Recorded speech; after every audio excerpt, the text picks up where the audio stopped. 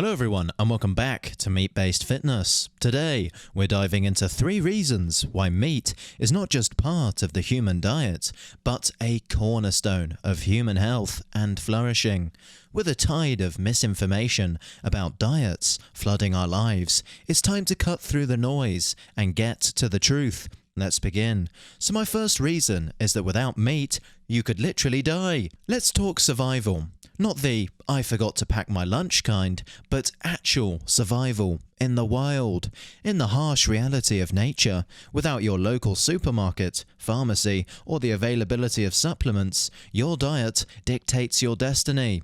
Here's a hard truth: without animal foods, you're in a world of trouble. Vegan diets, for all their Instagram glamour, fall short without modern crutches like supplements.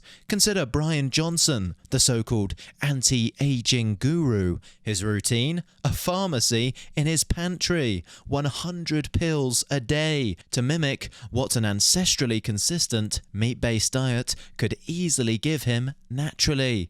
And let's not forget the testosterone replacement therapy he's on. He regularly updates his audience with his nighttime erection patterns, but without the TRT, well, all I'll say is he would struggle. I've come across vegans who genuinely like to use him as an example of why their diet is optimal.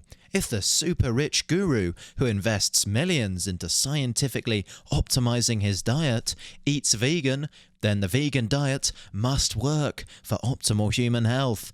But just look at his appearance alone. Let's just say, calling him a human lizard wouldn't be too far off. It's a stark reminder that bypassing nature's design with pills and injections is a battle you're not going to win. While the average vegan, if placed into a survival situation out in the wild, would quickly find themselves either eating meat or dying, probably dying because I doubt the average vegan has the strength to even craft a spear, let alone throw it.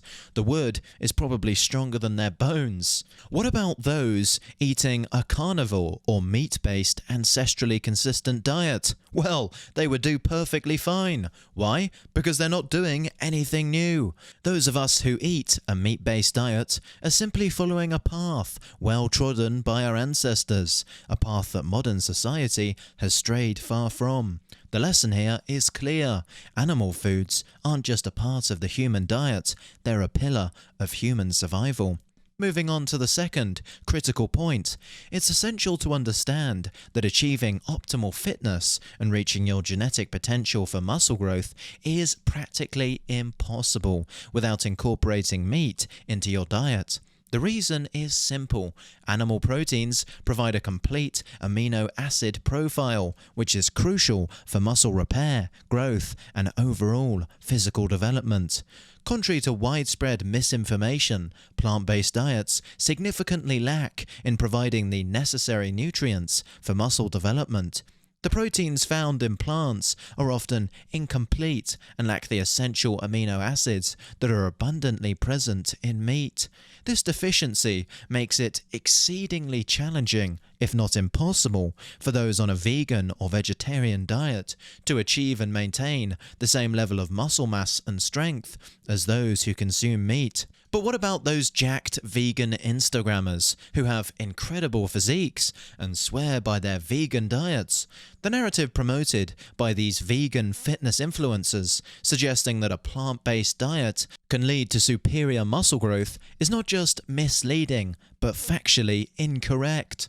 Many of these influencers do not fully disclose their heavy reliance on synthetic supplements, protein powders, and, in some cases, performance-enhancing drugs to maintain their physiques. Yes, that's right. If you see a super jacked vegan fitness influencer who claims to only eat vegetables instead of steak, they are lying to you. They're either secretly eating meat, taking PEDs and endless supplements, or all of the above.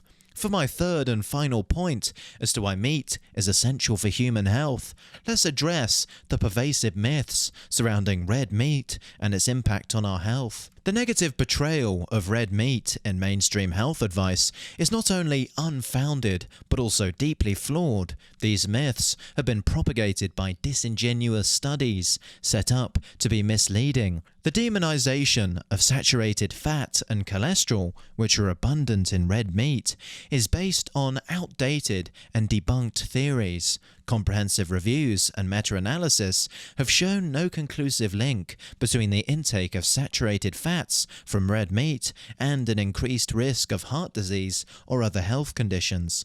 These nutrients are essential for hormonal balance, brain health, and overall cellular function. It's critical to differentiate between processed meats and high-quality, unprocessed red meat. The latter is a powerhouse of nutrition, offering high-quality protein, iron, zinc, B vitamins, and other nutrients essential for optimal health. These studies that have criticized red meat always fail to make this distinction, leading to unwarranted fear and confusion among the public. The ridiculousness of using red meat from fast food to prove that a grass-fed steak is inflammatory is utterly insane.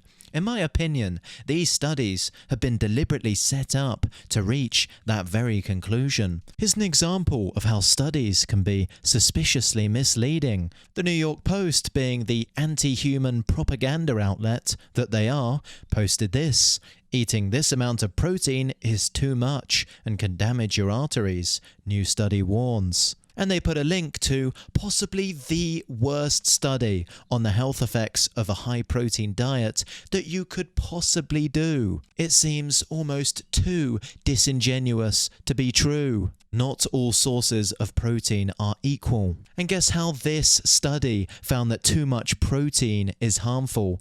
They used liquid meals that were prepared in the CTRU metabolic kitchen by using various amounts of Boost Plus, a commercial nutrition supplement beverage by Nestle. No shit, you're going to get unwell if you're getting your protein from a Nestle drink. Its ingredients are as follows: water, glucose syrup, canola oil, milk protein concentrate, sugar, and less than 2% of soy protein isolate, vitamins and minerals, and soy lecithin. The people who conducted this ridiculous study shouldn't be anywhere near the field of science and human nutrition. All I'll say is follow the money and see who funds these rubbish studies. It's often the ultra-powerful multinationals who have completely monopolized the food and pharma industries. They want to control what you eat, and they want you to be sick. Unhealthy humans are the most profitable for these socially parasitic industries. So, to conclude, the arguments against meat, especially red meat, are not supported by genuine scientific scrutiny. It's time to reject the baseless claims and embrace the consumption of meat as a fundamental component of a healthy diet. Meat's role in human health is irreplaceable, providing the essential nutrients needed for physical strength, mental clarity, and overall vitality. For more insights into debunking dietary myths and promoting a truth-based, animal-based approach to nutrition, please consider subscribing to the channel. Stay informed, choose wisely, and remember, optimal health begins with the food on your plate. Thanks for watching, and goodbye.